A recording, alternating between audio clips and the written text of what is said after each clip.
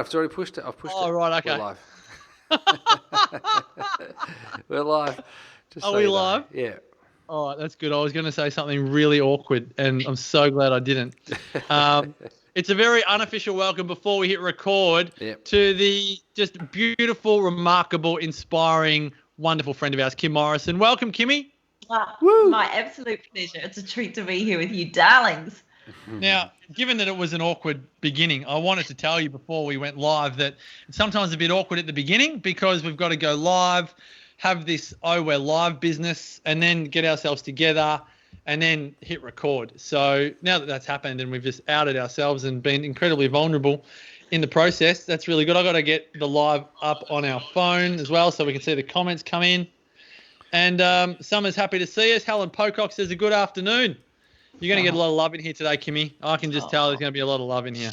I love all these beautiful followers of you guys. They're a gorgeous group. Can you hear that thing beeping? Sure. I don't know what's beeping. No, can't hear a thing. You didn't hear it? No. It's all in your head.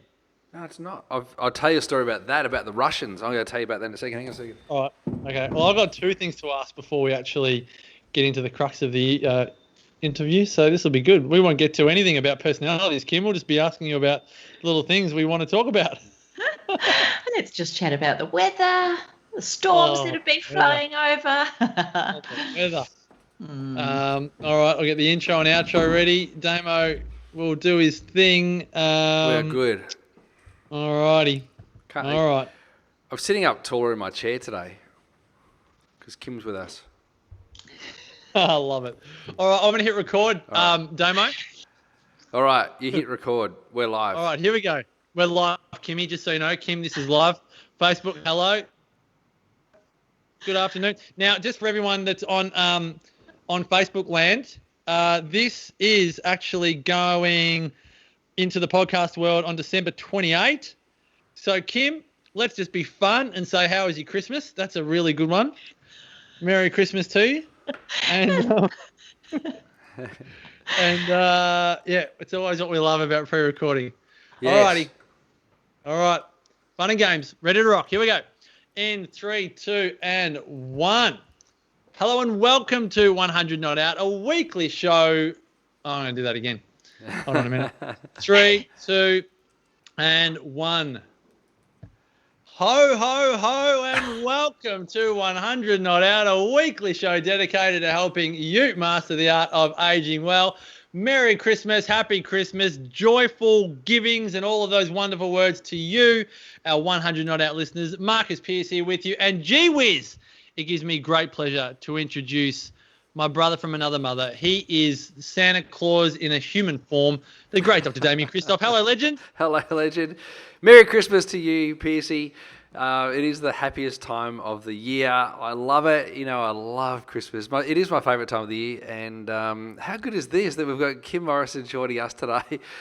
It feels like all of my Christmases have come at once. Like, no doubt. And look, we can hear her just having a silent giggle there because this is live, and Kim's excited about that. You know, when you were ho-ho-hoing, you know what flashed into my mind? It was when we were told by that ex-agent of mine, who said that we're just a little bit too dorky. We're dorks, you know, and I was like, yes, we are. And how good is that, you know? Like, who else is going to start off their podcast with ho-ho-ho, you know? Absolutely. Exactly. No, that's it. We're left to centre. Wags, now, that's who it was, Wags. Let us give our guest today all of the credit that she deserves because she's a multiple best-selling author of multiple best-selling books. She's the founder of 28. She's the host of the Self-Love podcast. She is, one of our dear friends. She's an aromatherapist. She's a world record holder. She's a wife. She's a mother. She's a dear friend. And she is one of the leading authorities on personalities. And I'm telling you what, if you haven't had one little Barney with a friend, a family member, an awkward social occasion over this Christmas period, you're probably not human.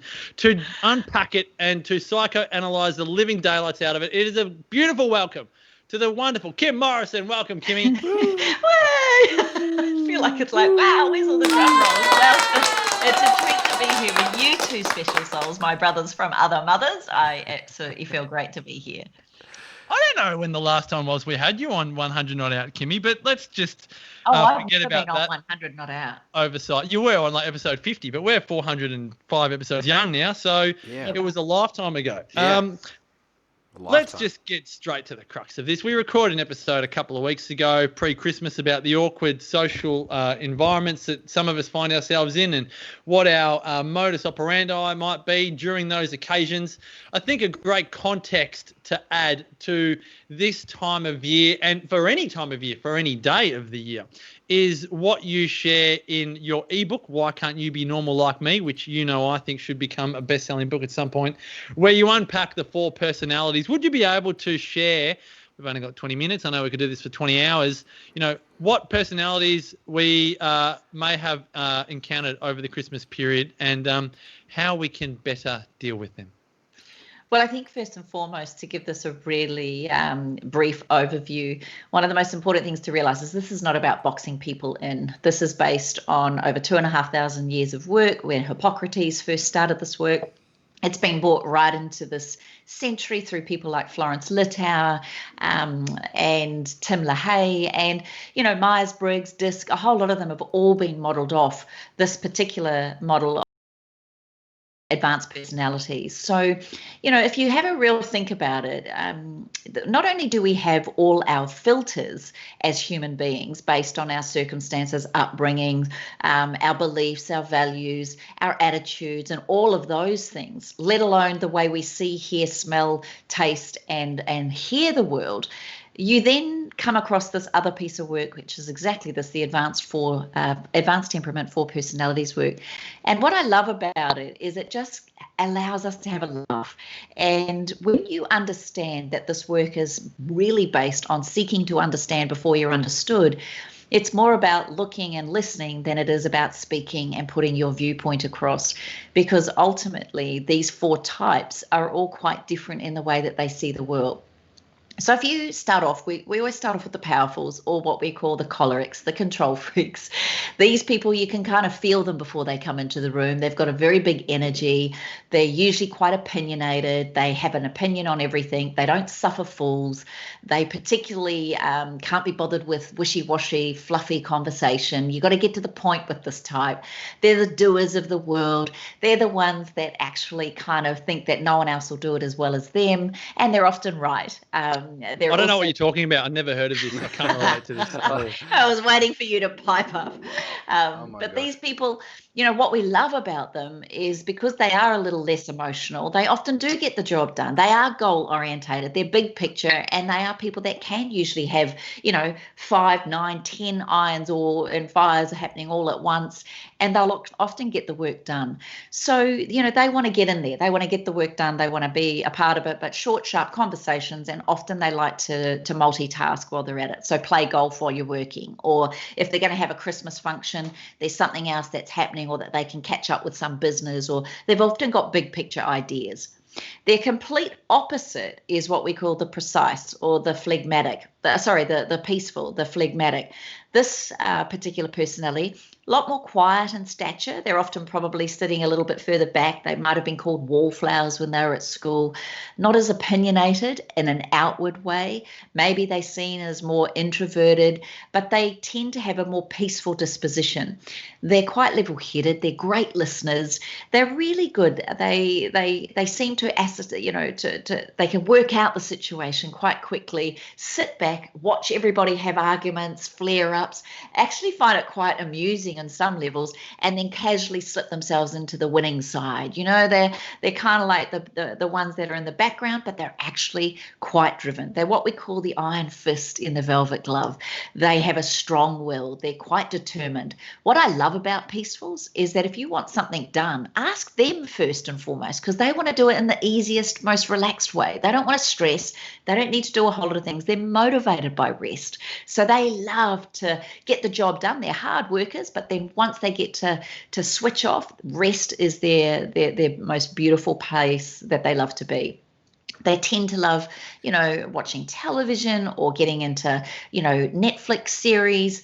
They love reading. They like their own quiet time. So do the powerfuls, actually. They like their own time. But whereas the powerfuls will make people exhausted, the peacefuls tend to move away from people that exhaust them. Happy to participate and play. They love contribution, but they love switching off, and people do exhaust them. Then we go to our playfuls, our sanguines. These guys are motivated by fun. It has to be, there's got to be a lot of fun for them to contribute. They're usually high energy. There's someone that you want to have at the party because they make everyone else feel comfortable. They're the huggers. They're the ones that some people go, oh my gosh, they're airheads, or they're never on time. But, these people have a really beautiful glass half full attitude. They really do control with charm. So where our powerfuls control with anger or a threat of anger, our peacefuls control with procrastination. That's how they'll get you, by not doing what you ask them to do. The playfuls will control with charm. So, it'll be like, oh, would you do that for me? Oh, you're so amazing, Aunt Jessie. You're incredible. And they want the peace. Sounds like Kibby to me. You charm me all the time with that sort of little playful stuff, I tell you. Oh, come on, you do. But they're real charmers, and they love witty, engaging conversation. They love playing jokes. They love telling stories. They're metaphors. They're big picture.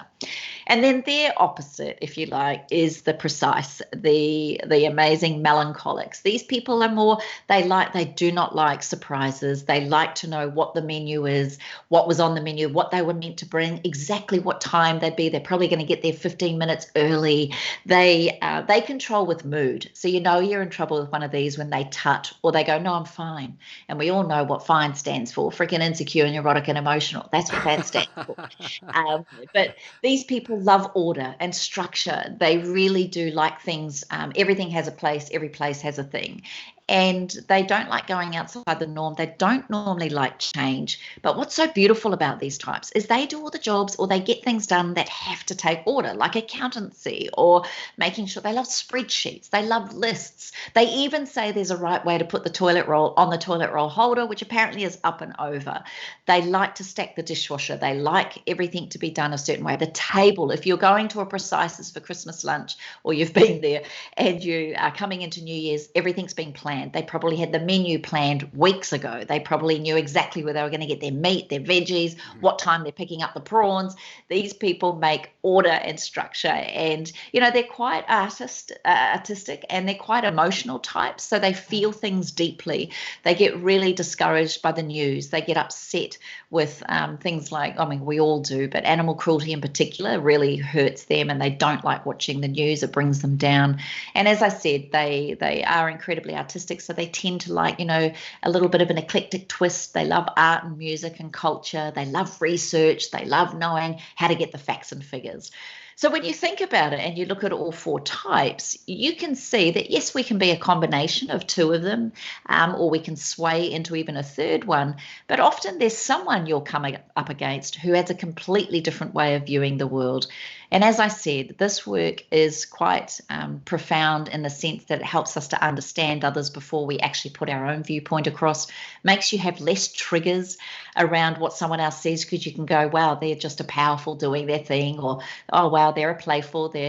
We can expect Kim to be late, or, the precises, oh, we better do it right just to make sure they're okay, or the peacefuls, oh, they're having an afternoon sleep in the middle of Christmas lunch. Like, where did they disappear? They needed to withdraw to get some more energy. But it's a beautiful way to look. Yep, that's why I love it. He often disappears halfway through a dinner. He could be somewhere else. I'm just putting my hand up because this is also good, and I don't want to stop you, but I have to. Because I remember when you did this at the Wellness Summit a few years ago. It must be more than a few years ago, maybe 7 years ago.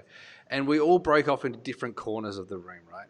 I was wanting to be in every corner of the room. Because I knew that I had pieces of all of those personalities. So you say, you want the toilet paper, paper side up, flipped out. That's me, right? And then I love to stack the dishwasher in a particular order. I want the forks all together, the knives all together, the plates have got to be in a particular order, a certain angle, all of that. That's me. But I don't think I'm very melancholy. Like, I can't do a spreadsheet to save myself. But Amber does all that sort of stuff for me. And then I love the whole peaceful thing because, I'm a lover, not a fighter. And then I love the playful thing, really, really good. And I want to be powerful. So like there's all those sorts of things, kind of thing, you know. So I think surely I could have each of those personalities. Is that possible? And like I'm Well, looking at Wendy, she reckons like multiples. Summer reckons she's multiple personalities. Maybe they're Geminis. I'm a Scorpio. I'm not a Gemini, and I know that Geminis can have multiple personalities. But what's happening here? Well, you've got to appreciate all humans have all traits. We can be all of these things. And in fact, one of the most beautifully balanced people are ones that can flick into each one of these types. But if you think about it, every one of us, I believe 60% of us was made up with how we were born. And you only have to look at family dynamics to know that. You can have 3 or 4 kids, 2 kids raised in the same home, same values, same parents, same structures and rules, and yet they'll all respond to the way that we parent differently. Or one will see it as yeah, exactly. Yeah. So I guess another way to look at it is if that's the case, sometimes what you're saying that you want to be all of these things, that's because you're probably someone who thinks that they're probably a playful at heart, but can flick into introverted powerful, and then you switch off with your peaceful. And you're a wannabe precise, and you've learnt how to be precise. And often we mask based on pleasing parents growing up, or wanting to get it right, or wanting to do something. So a real great way to know which one we are is to look at our emotional needs when stressed. So a powerful, when they're really stressed, what they need is control. They want to get control back. They need credit for their accomplishments. It's not that that's driven by ego, but when they're stressed, just tell them they're doing a great job, that no one else is going to do it the way they will, and we've all got your back. Don't get in their way, but tell them you've got your back because you believe in them. That's what they need for their accomplishments. And they need loyalty. If you so much as go behind them, it's not 3 strikes and you're out. It's 1 strike and you are obliterated, and it'll take you 20 years to earn the right to be back in that space. So, these people are really, when you think about if you get angry and that lights you up, that's because you're probably first and foremost a powerful when stressed, because let's face it, when we're stressed, emotions are high and intelligence is low. Yeah, and that's our true essence comes out. What are you laughing at, As Piercy? opposed to Piercy's laughing. I saw him laughing. It's like something. No, I'm just flicked. It's like it went. Yeah, totally clicked when she spoke about it, because I've done this with Kim a number of times, and I'm definitely powerful. But that need for control and loyalty and ranks, my vocabulary around that is so, you're just hitting the mark 100%. Yeah. I know. We all know at a wellness summit, if you go up and ask Marcus if he's got your slides or where's the pointer for the thing, if we haven't actually done the research ourselves, it flicks and it becomes this kind of very cross, angry, inflamed person in a very subtle, controlled way. But yes, that's exactly what happens when you rattle his cage. My favourite one. Where is the wellness summit again? You feel like Darby, who's just been sprung stealing the last M&M. Like, you know what I mean? You just feel like you're going to be in so much trouble. So much trouble. And as I said, they control with anger or a threat of anger. You only have to look at Marcus in those situations and he'll go, really? And that is enough. That is enough to move away from that. Is that before or after the steam is coming out of his ears? And his glasses are fogged up. Oh, come on. Get on to the next one, Kimmy. Enough about me. Let's keep cracking on here. This is very good. Well, you're opposite, which is often what we marry or are attracted to, because, of course, it brings balance and harmony to who we are, and it helps us to see the part of us or activate the part of us that's not truly present. So often opposites attract. So the opposite of that is a beautiful, peaceful, phlegmatic. Now, when they're stressed, which sometimes can take a lot to push them to stress mode, but when they're stressed, and here's a classic, a real peaceful if they're driving and trying to reverse park. It's all quiet, but one of the kids has got music up loud and he's trying to reverse park. It'll be a 0 to 100. Turn that music down. They need peace and quiet. They need it to go really, for them to operate and to come out of that stress, they need peace and quiet. They also need respect. If you don't value them for who they are, not what they do, they will procrastinate more. And it's kind of like that little net. They'll have you. You think you're ruling them and you're on top of them and you've got them under your thumb. As I said before, they are the most stubborn, or the iron fist in the velvet glove. They also want acceptance. So, as I said, accepting them for who they are, not for what they should do, because so many peacefuls do it in their own time. They're powerful leaders. They're powerful initiators and workers, but they like to do it in their time frame. So if you rattle that stresses them. they'll switch off to their controlling ability, which is to procrastinate. So, they remember that they need peace and quiet, respect, valued for who they are, and acceptance for what they do and who they are, not what they do. Then we go to our playfuls. When you see a playful that's stressed, they'll be in a flap. They need to talk about it. They, turn up with a bottle of wine with a playful because they want to talk the problem out. They also need attention, affection, acceptance, and approval. They need to know that they hate being in your bad books. They don't like falling out with people, but they don't realize that sometimes the way they just openly blurt things out is what upsets people. They can be seen as an airhead sometimes, but that's because they don't have any control. They're just so excited by life, and they just love to know that you love them. And so if you want to make one of these guys feel well and feel great, then make sure there's an element of fun, but give them the attention they're craving. Make sure you tell them they're amazing. Karen can be a playful, but she switches into playful, but she's actually a precise. Everything she does is quite anal. Everything about her is incredibly structured, but she knows how to flick into playful, and it's on stage or around people. She gets drained by people. She loves people, but she can switch off from them very quickly, and she needs to pull away. So does Cindy, actually. Both of those types. She's a powerful. Cindy's a powerful playful. Karen's a precise powerful. I'm a playful powerful. So all three of us have powerful in us, and we have a real amazing respectful relationship for our differences because of that. But yeah, Karen's actually got a lot of precise. But with the playfuls, remember they need attention, affection, acceptance, and approval. Turn up with the wine or kombucha, depending on what diet they're doing at the moment, because it's whatever's in. Four phases right now. Yeah. They're quickly and easily distracted and persuaded to do other things. And if they're on a real task-focused, orientated job and you ring and said, do you want to do coffee or wine? It's like, drop a hat, they're out of there because it's about having fun.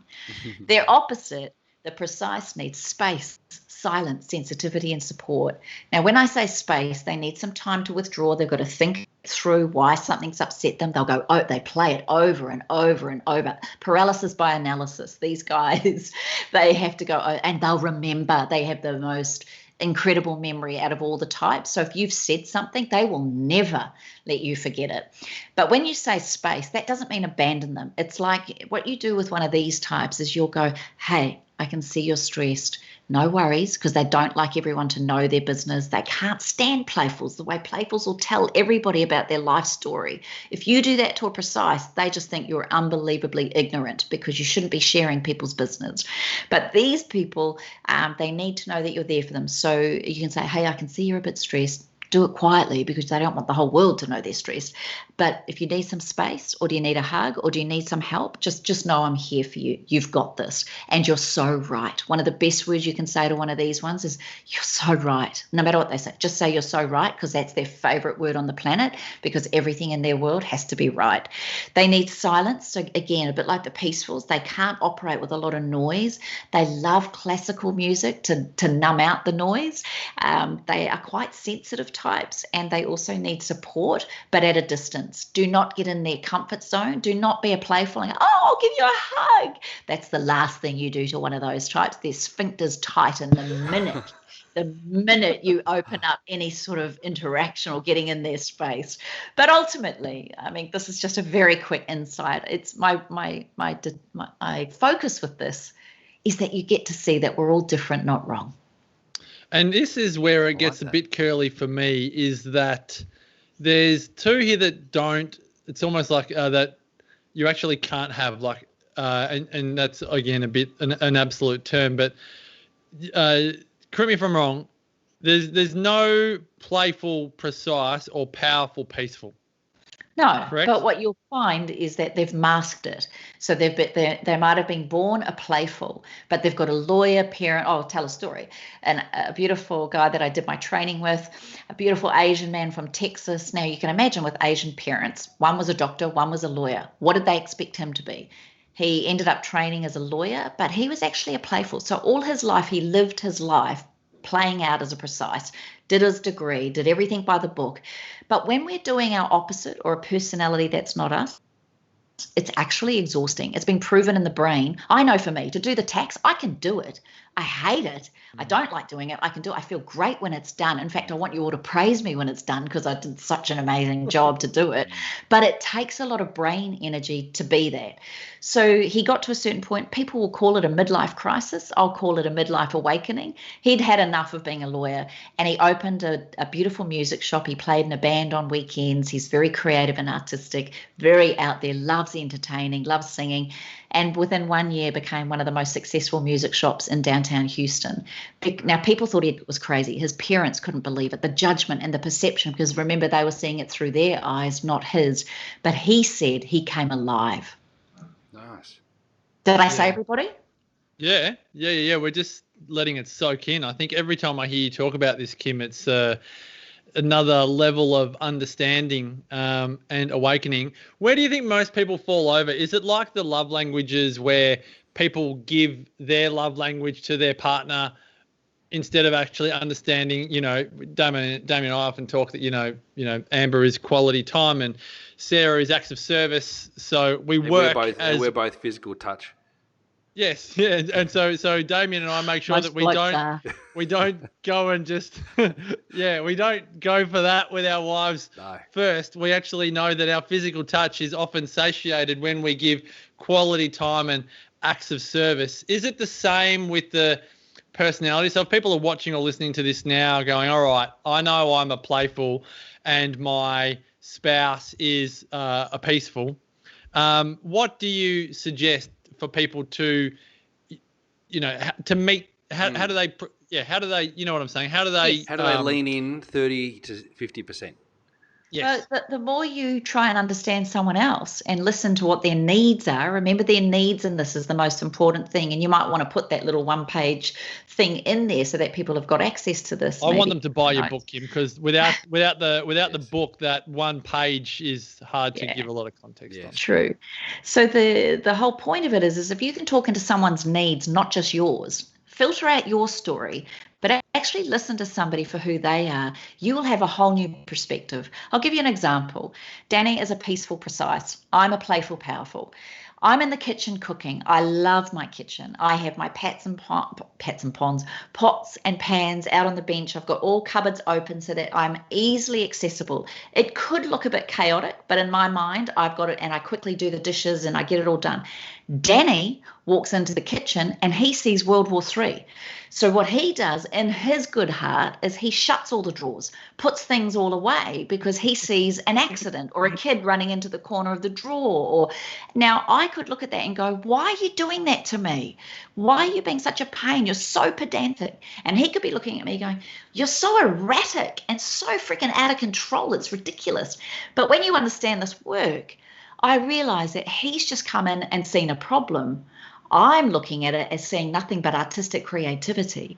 And when you understand that, you stop judging the other person for doing what they do rather than you go, oh, and so our nicknames for years has always been Playful Pam and Perfect Pete, so we always have this little, when one of us does it or does something that really ruptures, if I've not hung the socks the right way or stacked the dishwasher, apparently there is a correct way to do it. But if I haven't done it right, I'll just go, oh, righto, Perfect Pete, sorry about that. And, we end up laughing about it, which humor is the greatest dissipator of human aggravation and conflict. Humor without facetiousness and condescending, of course, but it's one of the most beautiful things to do and to realize. I had another situation. I spoke at a school. I had 80 mums and daughters in front of me.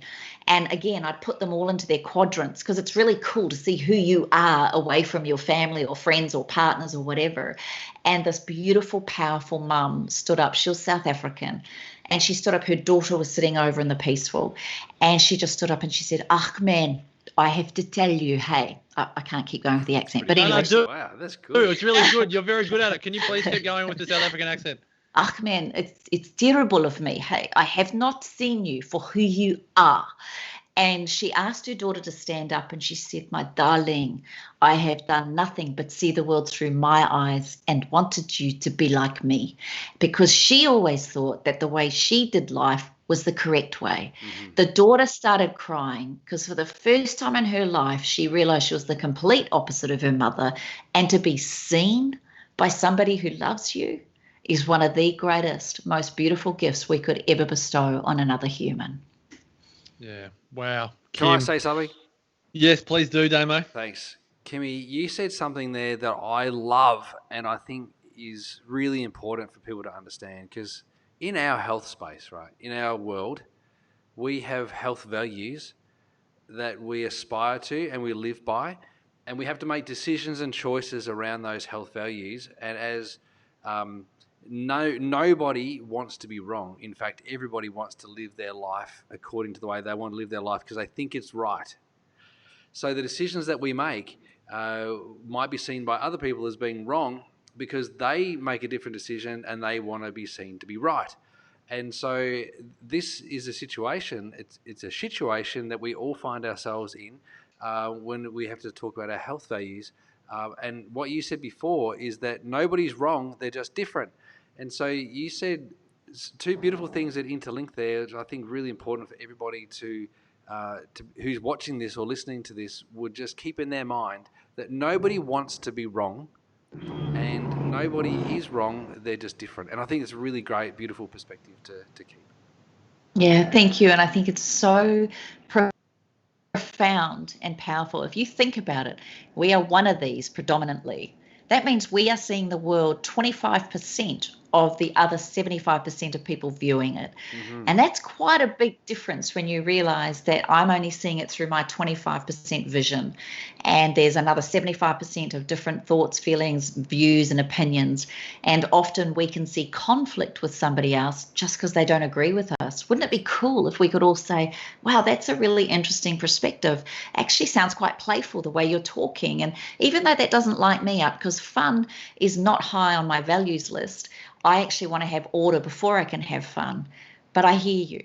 Isn't that cool? Rather than I don't agree with you or you're wrong, which is exactly what you were saying. Mm-hmm. Well, this is, we look at the trouble we're in at the moment with making decisions that are pre-legislation. Now, because somebody else has a different value, they legislate it these days. So, and that's a big challenge for people who have a health philosophy that's different, moving away from legislation. So this is a really great thing for us to be all considering. Absolutely. Well, think about it this way too, guys. Most politicians, a lot of them, you can imagine which personality type they would sit in. People that make decisions, people that are go-getter, they want to make a difference, they want to change the world. Mm-hmm. They're sitting up there. A lot of them sit in the powerful choleric quadrant. Mm-hmm. Oh, no, Trump's definitely a peaceful. There's no doubt about it. That's funny. And then our scientists are often sitting there in the precise, they analyze everything. They like to work it all out. So we have a whole bunch, a left brain, because if we put the brain on top of this model, it's actually a left brain way of thinking. Mm-hmm. And they love analysis. They love work. They love to know that they can make a difference. But they're seeing it out of the left side, the very, sequential, organized, mathematical, ordered, controlling viewpoint. Mm. But what they're forgetting is there's another 50% of people on the planet who are going, I'll do it if I have to, but they're trying to comply, but maybe they don't always agree. And I'm not saying that playfuls do or don't agree with it or precise, whatever. I'm just saying the way we think and the way we're being governed and the way science sits. Again, I'm speaking generally, of course, but it's profound when you start realizing that some of the decisions that are being made are made with a 25% viewpoint. And there's 75% of other people. There was a politician here on the Sunshine Coast who couldn't get into Parliament. And he came along to my talk. His wife, who's precise, peaceful, she asked him to come. He didn't think he had time. He's a powerful. And he didn't think he had time. But to keep his wife happy, he came along. Well, of course, I made a fuss of him because I knew he was coming and I knew how much it meant to her to be heard, to have this work heard. Well, at the end of that 2-hour presentation, he came up to me and said, could I book some time with you? And I said, sure. Now, I know nothing about politics. I have no idea how it works. I am interested to a certain level, but when it starts getting all showmany and opinions and all of that. I kind of don't understand that. But regardless, I was really impressed. Now, he told me his story. He was a gentleman that grew up in Victoria, moved to the Sunshine Coast with his pregnant wife. He was a builder. He built this home on the Sunshine Coast. And during the time of building this home on the Sunshine Coast, his family home, he then realized there was a litigation and a big thing for blue collar workers. So he traveled to Gympie, stood in the back of the courtroom in this Gympie courtroom and watched how the blue collar worker got really quite harshly treated. Decided in that moment he wanted to become a lawyer. Spent 4 years driving from the Sunshine Coast to the train station in Landsborough, getting the train down to Brisbane, going to university. And in that meantime, they had 4 children over this period, 4 daughters. Now, when he was telling me this, and I said, why do you want to be a politician and why do you want to do all this? And then he said, I want to make change. I want to get the infrastructure right. We've got to get global development and we want to be seen on the sunshine, blah, blah, blah, blah, blah. I fell asleep as he was telling me because it was like there was no fun in that to me. And I just looked at him and I said, I really appreciate you. I really admire you. But you're talking to me from a powerful perspective, which I get because you know what? You guys get shit done. But talk to the playfuls, talk to the peacefuls, talk to the precises. How are you going to do this? What laws are you going to create? What structures are in place? What strategy and planning and processing are you doing?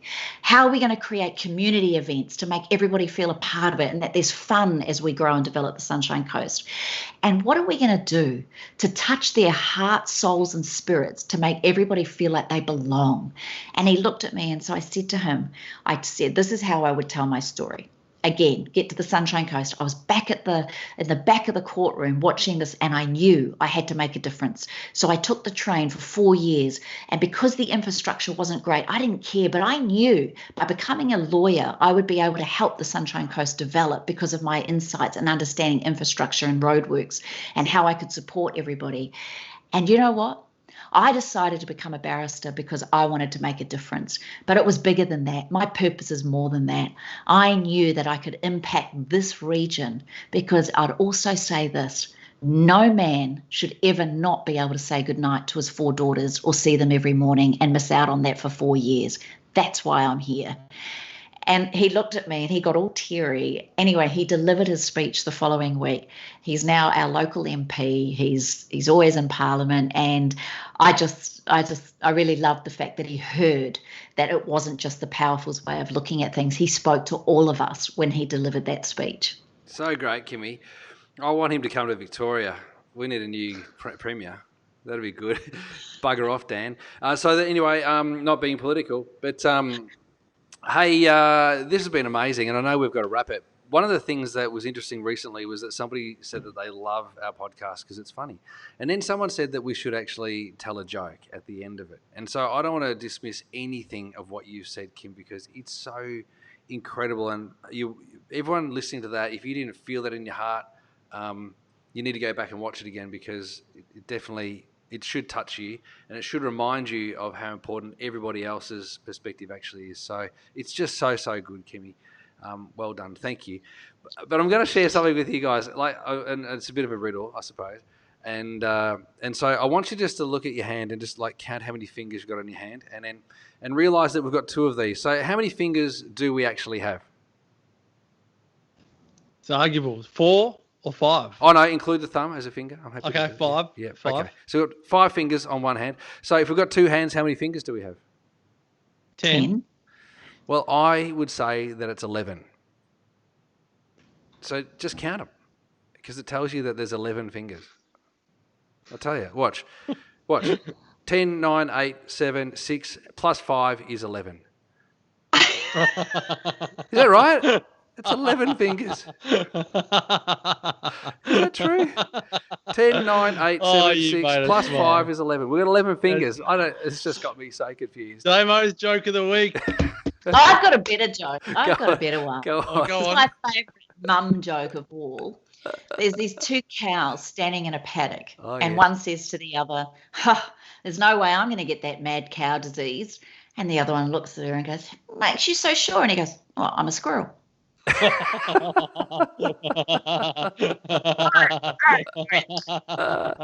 Oh, this is going on a very different tangent to what I thought. I was going to tell everyone to go and buy the book. Do go that. And get Do that. Go and get Why Can't You Be Normal Like Me? The best $15 you'll spend this year. Get on board. You'll learn I don't know if there's jokes in there, but you might get a few bonus jokes at the end of the book. You never know. There are 9 publications on 28.com, which you could actually buy. But if you haven't got one of the 9, the very first is Why Can't You Be Normal Like Me? The very second is The Art of Self-Love book by the incredible Kim Morrison. Kim, as always, you are a joy to have some time with. Again, we've had you on the podcast twice. It should be 10 times. Should be 20. But again, we could carry on this conversation. Should be 100. 100 times. That's it. The fact that we're on 100 Not Out, the fact that this is a longevity podcast, you understand this work. You can imagine the amount of stress that gets reduced from our lives based on our judgments and opinions of others, or whether we're accepted or whether we're being heard or not. This work, I'm not joking, changes relationships, heals relationships, saves marriages, and can certainly reduce stress loads on our physiology in such a way that we finally feel understood. So I might joke about it and I might be very hyper about it, but I am so passionate about this kind of work, because if we can reduce our stress levels, if we can connect on a deeper level, if we can seek to understand before we're understood, if we can appreciate that everybody's different, not wrong, and if we can truly value the real meaning of love and connection, then that is why I do what I do. Yeah, and you do it so well. Now, Kim, I've had one remembrance. I'm going to put you on the spot as you talk. Your self-love mentorship program. Can people enroll in 2021? Is it something they can be a part of? I know it was a hit in 2020. Off the top of your head, how can people find out more if they're loving this and they want some practical support? How do they do it? KimMorrisonTraining.com. And there's a whole lot of information in there around the programs that I offer, but the self-love and wellness mentorship is a way to be seen and understood, to be different, and to be really in a space of learning, developing, and personally growing. You're not only your intelligence, but your emotional intelligence, and also appreciating that, the most important gift you can give to yourself is the gift of personal growth and development. Kim Morrison, you angel, may the rest of your life continue to be the best of your life. Thanks for joining us on 100 Not Out. Love you both. Thank you. We Kimmy. love you too. Don't go anywhere, Kimmy. Damo, thank you for your wisdom as always on the podcast. Thank you, PC. I think I contributed a bad joke, and that's about it. But, well done. No, you contributed Kimmy, a lot more than amazing. that. And on the very next episode, Damo, yes, get ready for it. Don't go anywhere, because the next episode, folks, is Damo's trends for 2021. You do not want to miss that edition of 100 Not Out coming up next week. Happy New Year to every single one of you that listen to 100 Not Out. All the very best to you in 2021. Thank you for your support of the podcast. And until next time, as always, continue to make the rest of your life the best of your life. Bye for now. All right, Kimmy, don't go anywhere. Don't go anywhere. Facebook We're still live. Goodbye. We're still live. Vicky Stanford gave us a joke, and she said there were 2 cows in the paddock. One said moo. The other one said, "Oh my God, a talking cow." I think that's hilarious. They could have had mad cow disease. Oh gosh, I don't feel a podcast joke coming up. I actually don't feel that in my bones at the moment. This is good. This is very good. Kimmy, you're an angel. Thank you for doing that. We are going to run and do our second podcast so that we can actually have a little break over summer. Thank you again, and we'll make sure that we'll let you know when this podcast come out. December 28th. Love you, darlings. Good date, just saying. Great date. Oh, really? Oh, 28. Okay, Kimmy. 28. All right. Kimmy. Yeah. Love you, sweeties. Do I just click end now? I think just click end. I think our Facebook Live will continue. Yeah. Love you, angels. Take care. Mwah. Thanks, See Kimmy. ya. Bye, Kimmy. All right, we're still on, Damo? Yeah, we're still here. All righty. Have you got one more in you? Yeah, we do. Sure. I did a little bit of applause in the thing before. Yeah. I thought it was quite cool. I didn't hear it, but that's good. Well, Sorry. we got some bad commentary. Oh! Summer Daily. Hey guys, sorry, got to say I hate the fake cheering and clapping. Come on, Oh, no. Summer. Jeepers. Oh, no. Can't all be Oh, like, dear. Gee Oh, whiz. oh well. Unbelievable. Got to have a bit of atmosphere. Come on. Bit of atmosphere. G'day, Kay. All right. Now, I'm not getting all the comments, but that's all right. I'll go in and go out. So you're happy to do trends? I'm putting you on the spot. Can you are do putting it? me on the I'll spot. ask you the questions. Yeah, ask me questions, and I'll ask you all the questions. I do have some predictions. All right. Wendy said she loved it. Thanks, Wendy. There you go. Good Here on we you, go. Wendy. There's the balance. I just have to send. Have we got any meta jest? All right, good. All righty. I love it. Working at the same time. You're very good at that. All right. Good work, Damo. All right, ready to rock. Thank you, Kay. Kay's just wished us a great Christmas break and a blessed New Year. Thank you. Oh, good on you, Kay. All right, here we go. In 3, watch this video on your TV to enjoy it. Are we still live? Yep. Yeah. We're still live, Damo? Yeah. Okay. Yeah. No worries. My phone's playing a bit funny. All right, here we go. In 3, 2, and 1. Hello and welcome to 100 Not Out, the very first edition of 2021. This is a weekly show dedicated to helping you master the art of aging well. Marcus Pierce here with you. And boy, oh boy, Happy New Year to my brother from another mother, the great Damien Christopher. You're bigger, brighter, wiser, smarter, and happier in 2021, Damo. I'll tell you what. 2020 was a year to forget, Piercy, and I hated 2020, but I'm looking forward to 2021 being a great year. I think everybody else is. Piercy, it's great to be with you and recording yet again another start to a great year. And that's what we're going to do. Now, This is a start to a wonderful year, and before we get into the much anticipated trends of 2021, which a lot of people, they come to this podcast, this episode, to find out what's going to happen. I need to ask you, you've been in Phillip Island sunning yourself for the last couple of weeks over the break. How'd you go down there on the beautiful island? Did you get stuck in a few traffic jams and tourist log jams, or were you okay down there? Well, as you know, going into Phillip Island, we cross over the bridge from San Remo, and you've got the blue lines there that they always open up for the Grand Prix, the Moto Grand Prix down there. I always wonder, why don't they open it up for Christmas? Because you just get one lane in, one lane out, but you really need the whole bridge, 4 lanes in, 4 lanes out. That's what you kind of need. But it is a frustrating thing driving to Phillip Island, but once you're there, it's beautiful. It's lovely. You know, one of the trends of 2021 or maybe 2051 is a bit more traffic management down there. At Phillip Island. Yeah. Now, this is the episode, of all episodes. When you reflect on 2020 from a nutritional trend perspective, you could almost go, did we even talk about nutrition in 2020? Was there actually anything else being spoken about? From the outside looking in, I want to ask you, and I'm almost certain that you said 2020 would be the year of keto. But from the outside looking in, it looked like the year of keto. Was it the year of keto, or did I miss something? No, definitely there was keto. There was keto everywhere. Everyone was trying keto, whether they did dirty keto, clean keto, whatever, but there was keto everywhere. But there was a lot of learnings from keto this year, and even I used keto, when I say this year, gosh, I've already ticked over. So last year in 2020, I used keto for some people to actually help them with their microbiome. So I was thinking, some people were having lots of bloating, and I thought, well, how do we decrease the amount of fiber to actually help someone with their bloating? And so I put someone onto keto, and bang, the bloating just disappeared. And so, I was thinking, from a microbiome perspective, what is it that we've got to do to get this right for every single person? There's not just one answer. But what was really, really interesting to me was that I was now using keto not only for fat loss, but I was using keto for gut health.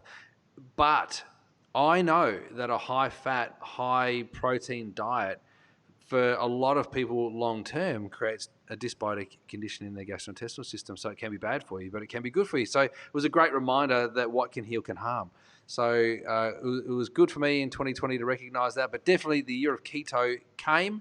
It's probably still happening. There's still a lot of people being keto, but there's been a big shift towards the back end of the year, towards, I suppose, a bit more kindness to the planet, and so keto is going out of flavour for sure. Well, I wanted to ask you, because again, you're far closer to the coalface than I am. I get a warped perspective of the trends up here in the Byron Shire. I want to know, is keto still dwarfed? And I mean significantly dwarfed by the behemoth that is the vegan diet. I said you're closer to the coalface down there.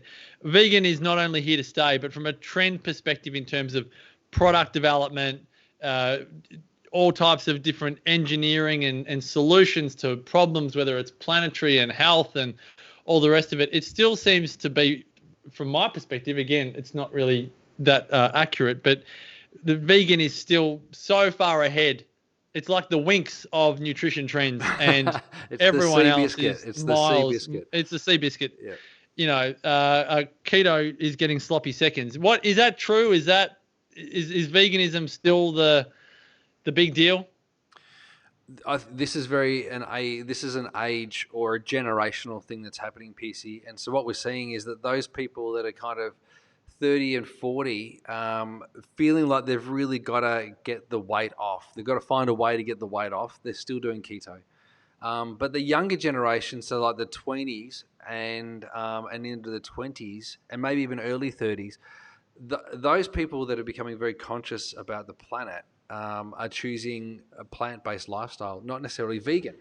Now, there's a big difference between vegan and plant-based, and people are choosing to go plant-based, and some of them are 100% plant-based, but they'll reject the notion of veganism.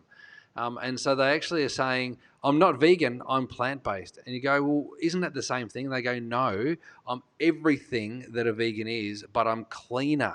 So they don't go for the manufactured proteins like the TVP or the tofu sausages or the Tofurkey fake and bacon. Tofurkey, fake and bacon, all that sort of. They're not going for that sort of stuff. They're going for all of the whole foods. They might say, I'm a plant-based whole food. I'm on a plant-based whole food diet. So vegan is kind of like where I thought was like the top tier, but now it's gone next level, whole food plant-based. And that's a cleaner way to eat. I prefer that. I really like that. There was a comment before that Summer made that a lot of people are doing keto so that they can justify how much cheese and fat that they're eating, and dairy that they're eating. And what's interesting about keto is that it's very, very, very bad for you if you're consuming all of the dirty components of keto, but not in ketosis. And that's very pro-inflammatory. So we know, and the research tells us, and every observational study that's ever been done would highlight that just eating that particular way would increase and be pro-inflammatory, increase your risk of heart disease, diabetes, different types of cancer, because it's not a sustainable way to eat. It's dirty. So whichever way we do go, we've actually got to be clean. We've got to be clean. Do you think that there's anything coming up in 2021 outside of vegan and keto? Is there a new kid on the block, or will these guys have their time unopposed in the coming year? I think keto's on the way out. Yeah, I definitely think that keto's on the. I think keto is probably more going to be used from a treatment perspective. So people are going to be using keto to treat and manage an acute flare of either weight or diabetes or insulin resistance or metabolic syndrome X. And so keto's so beneficial for that. But the long-term utilization and implementation of a diet program or a lifestyle program is going to be a clean, plant-based diet. Now, I think that we might see that vegan or plant-based will continue to be the Winx of the sea biscuit of the diet world, and that's with us for a long time. And I dare say that for the better part of this decade, 2021 through to 2030, we're going to see a lot more movement towards plant-based. But every now and then we'll see like a swing back to like a heavy animal diet or the carnivore diet or whatever else. And there'll be just those little flashes in the pan, just reminders. But, even the local cafes are turning to plant-based and only serving plant-based milks with the coffee and all that sort of stuff. And I suspect that where you are, PC, up in the Byron Shire, where all these sorts of things actually happen, I would say that that's probably a big deal there. We definitely see it here in Melbourne, definitely seeing it in Sydney, and I reckon in the Byron Shire we'd see more of it. Well, I want to bring a couple of new additions into trends of our annual episode. That is milk, that is supplements, and that is superfoods.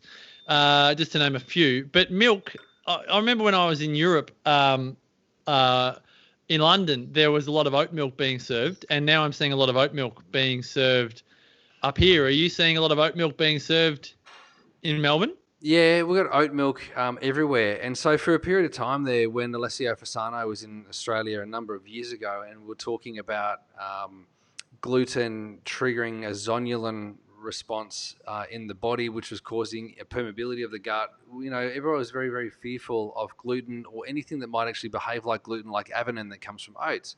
And so there was a rejection of the utilization of oats in the diet. And obviously forage was born from that. And, I used different grains that were gluten-free that would, contain fiber and protein, all that sort of stuff to help people get balance in their diet without the use of oats. And, because oats, could actually affect the gut. But now with this movement towards plant-based products, having oat milk, we're definitely seeing more of that. We're probably going to see more nut milks, but oat milk seems to be relatively well tolerated.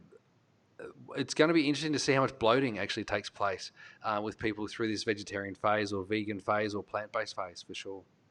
That's what I was going to ask you. Are you sensing and we may have even brought this up last year, but are you sensing that grain is not deviled as much as it was 2 or 3 years ago? Do you feel like it's kind of reestablished itself, like not just in society, because again, that's a different question.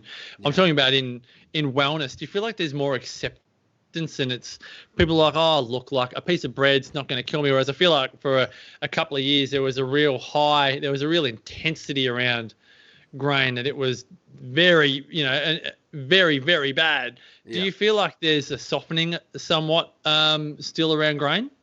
I think definitely we're seeing more practitioners say, and probably, look, and I'll just qualify this, in the wellness space, we've got practitioners who are in the wellness space, and then we've got a whole bunch of people that learn from TikTok or whatever else, and they're learning different kinds of information. So I'll talk from a practitioner space. In the practitioner sense, we've got people that are going very heavy plant, but they were the ones that would, kind of swing to and fro. I'm going to go keto, or I'm going to go plant-based, or I'm going to go carnivore, or I'm going to go vegan. And so you've got all of these, extreme practitioners. The extreme practitioners are still going to be extremes. Like, they're still going to be doing the extreme thing. They might be saying, let's go plant-based now, or grains are okay, blah, blah, blah. And they'll still probably stitch up the conversation around autoimmune disease and lectins, based on paleo principles and all that sort of thing. But paleo's definitely gone. Like, paleo's gone. We won't see any more of paleo, particularly here in Australia, now that Paleo Pete's really been tortured by the media. We're not going to see much more paleo happening. And there's not going to be anyone else who's going to want to champion it, because the media just jumps on it. So paleo's gone. Keto's still around for a little bit, but just bits and pieces. Grain will make a comeback, but there's still a lot of caution around gluten. It's not to the same extent that it was where gluten was demonized. There's a bit of an acceptance of it, but it's really more caution from the perspective of, okay, let's see how you handle a little bit of gluten. Are you going to be okay with it? But for people with diabetes or people with an existing autoimmune condition, I think that the understanding that we've got over the last decade, that gluten and grains are potentially pro-inflammatory, we'll probably still see the management of those diseases that are autoimmune based, particularly thyroid conditions, will still involve the avoidance of most grains, particularly the glutinous grains. Now, this is one that I'm really interested in your insight on, and I'd like you to be as progressive as you think you can be. Mm-hmm. This is the superfood trend of 2021. Now, I'm going to be Johnny come lately and say that 2020 was definitely the year of the mushroom. Yeah. That was big and still is big.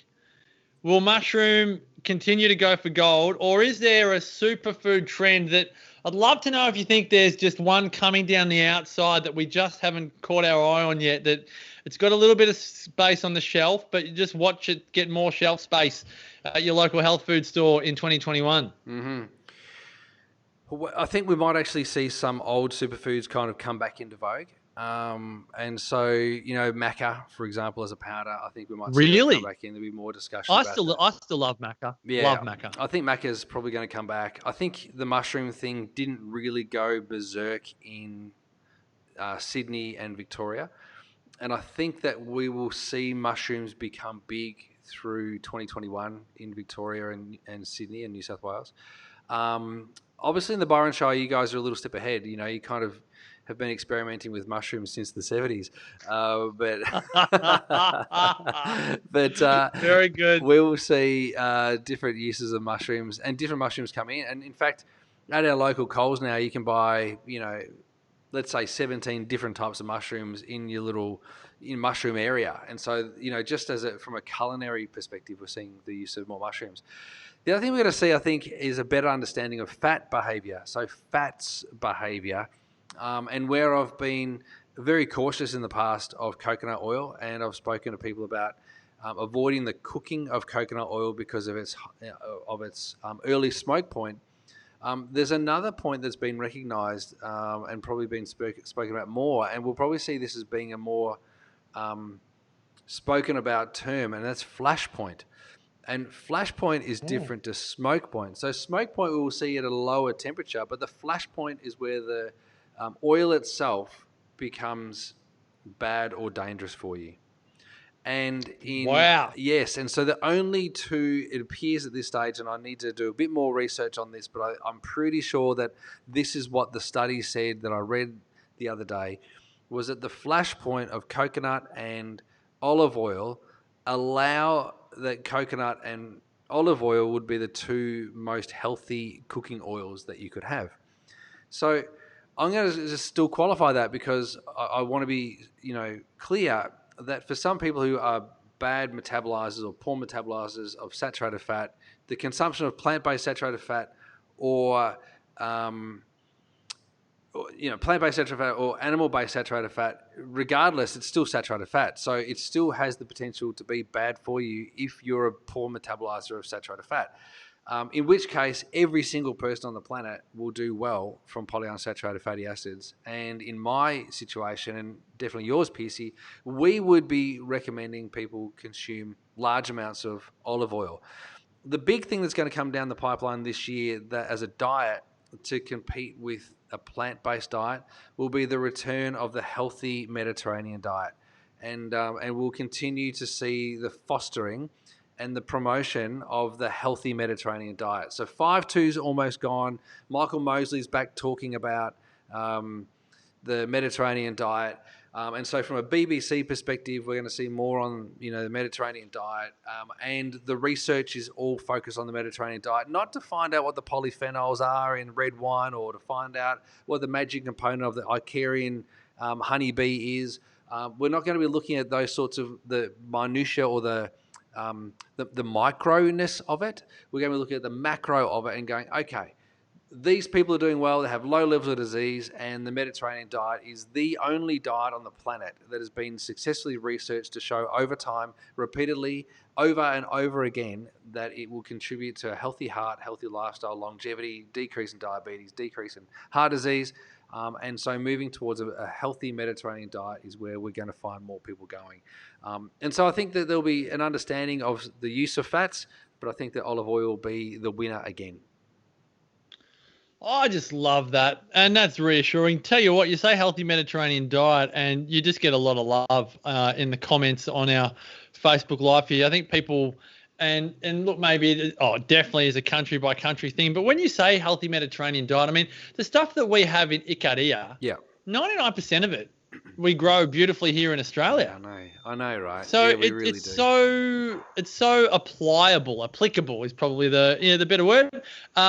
And I'm really comforted to know that a diet that's going to become even more part of popular culture is a diet that is quite easy to implement rather than something that's very restrictive and is really laden with guilt messages because it's just so difficult to implement. All right, so we've spent a good amount of time on food. Is there anything you want? I'd love to know. I'd like to add in a question on supplementation. Is there a supplement that's going to be a very popular over-the-counter supplement that again you think is coming on the inside or the outside that we're not quite familiar with? But I'm putting you on the spot. So if you don't think so, then I'll move on to movement.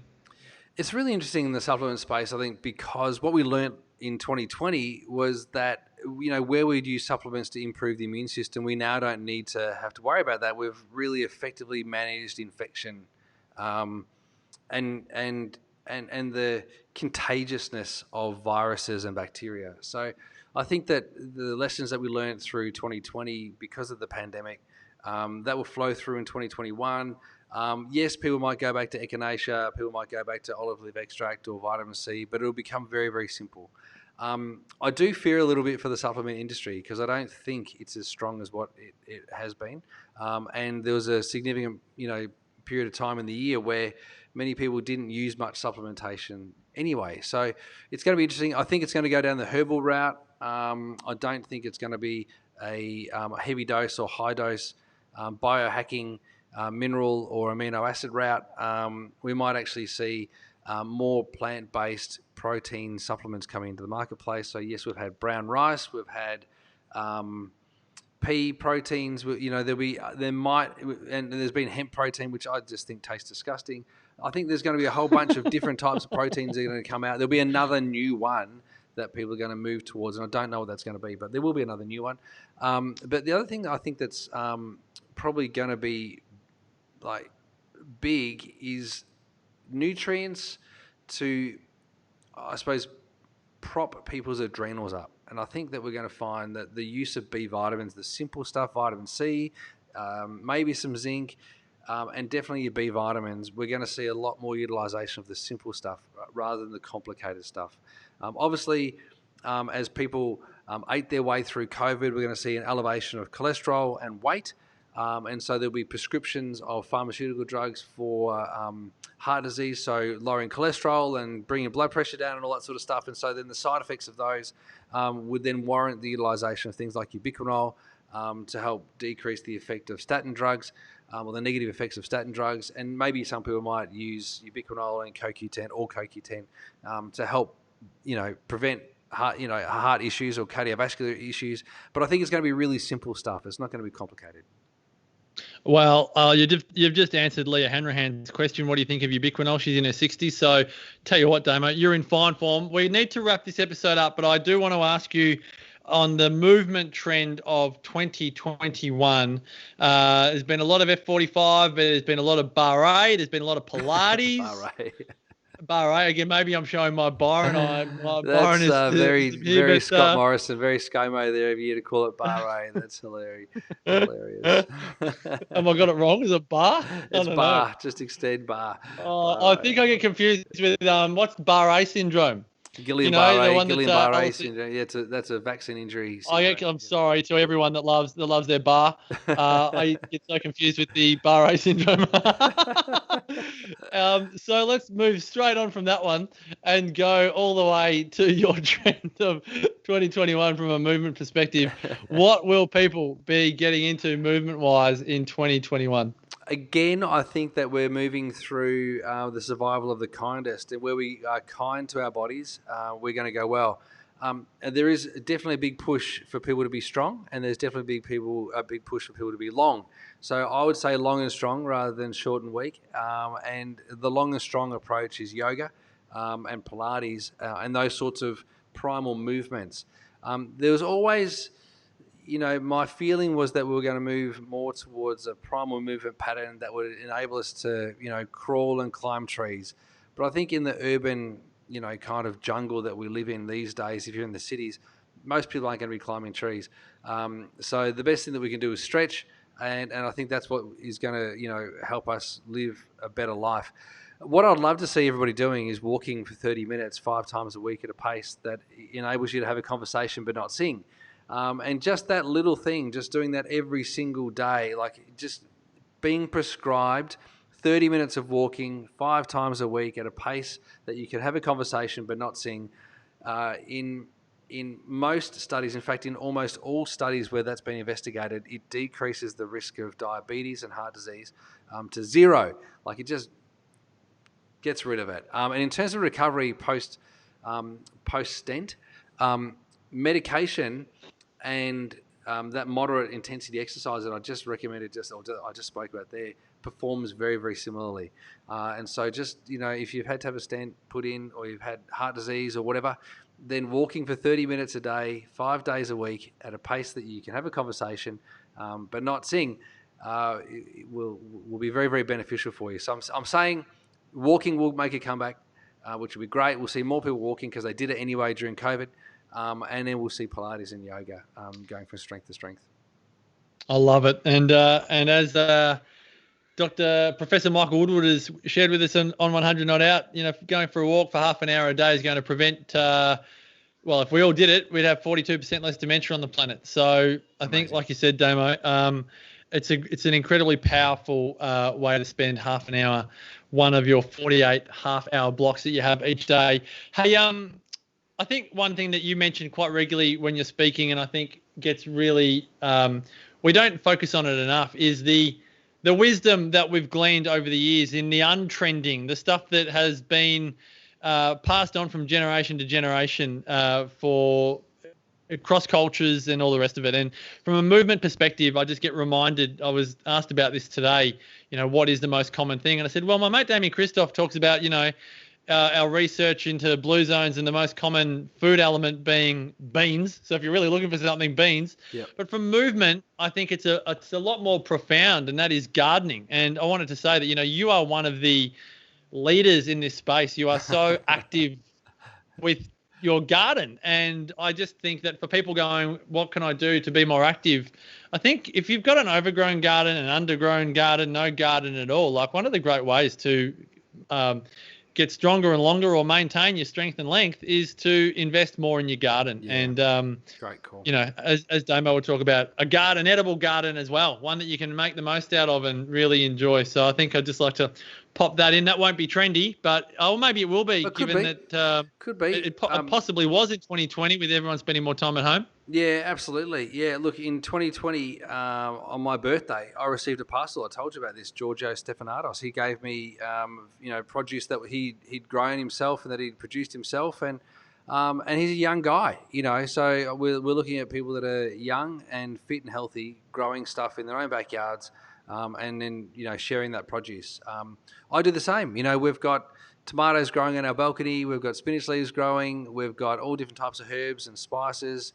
I've got sunflowers growing at the moment because I want to harvest the seeds. So I've got all these things that are kind of happening at the moment in my garden on my balconies that we can do. I don't have a ground-based garden, but I've got an upstairs garden. So I think we'll see that people are going to want to have their own garden to at least get something out of it, whether it's spinach or lettuce, whether it's kale, whether it's tomatoes, it'll be something. People are looking to grow something. It gives you something to do as a little hobby too, which I love. Absolutely. Damo, wishing you an incredible 2021. We've kicked off the year beautifully in fine form, if I may say so myself. Here's to a big year, great man. We've got some exciting announcements to make over the coming weeks. But what we can say is that 100 Not Out it's going to be fun. It's going to be a fun adventure in, I think, year number 8 together. Can you believe it? Yeah, it's amazing, isn't it? It is. No, we will have completed 8 years. We started in 2013. No, wouldn't we have completed 8 years? Yeah, maybe. Well, anyway, I won't try and calculate it too much. But in any case, it is. It's going to be a wonderful year. I love the enthusiasm that we all have at the beginning of a year, new beginnings. We're wishing you an incredible 2021, 100 Not Out listeners. Make sure you find out more about Damo. Wait. Oh, yes, you got a joke. I was thinking the other day. Yes. What's the French word for rendezvous? Oh, come on. And do they have a word for deja vu? It? Do they have a word for deja vu? I don't know. I was just thinking about it. Oh, that's joke number 2. All right, maybe. Oh, he's good. He's good. Well done. More jokes over at DamianChristoff.com. I think he's got a free ebook of his 52 most well-received jokes. You can get that over at DamianChristoff.com. Just enter your Full of details. empty pages. Myself. MarcusPears.com.au. I love it already. We look forward to your company throughout 2021. May you enjoy your best year on this planet yet. Until next week, folks, thanks for your support and continue to make the rest of your life the best of your life. Bye for now. Now, legend and Facebook listeners and viewers, dinner is ready at PSHQ. Sarah says. It would be too. It would be too. Absolutely. 5:49. Woo. It's late for you. 5:49. It's late for you. It's crazy, mate. It's like midnight. You'll be ravenous. Your tummy will be going mental. Wow. It is. But, Well, I really everyone for appreciate joining you us. coming I on a think bit later. A lot of people stuck around for the double episode, so thank you. Thanks, Summer, for being there. Lee for joining us. Robin, great to see you there as well. And for everybody else who joined us, there's been a lot of people watching. Kay's been there. Fiona's tuned in from overseas, and Wendy was there for a while. She had to go, unfortunately. And Vicky Stanford was there. Pina Hurley. There's been a whole bunch of people there that have just joined us throughout this long call. Obviously, we forward planned that one. We spoke about that one being in the future, but that's because we're going to take a break. So anyway. Yes, we may or may not be here next week. We haven't quite worked out how far ahead we are, but when we know, we'll randomly appear in your Facebook feed. Exactly. All right. Yeah. Take All right, care, guys. everybody. Thank you, Piercy. No worries. I'll hang on for a minute, Damo, once we finished up.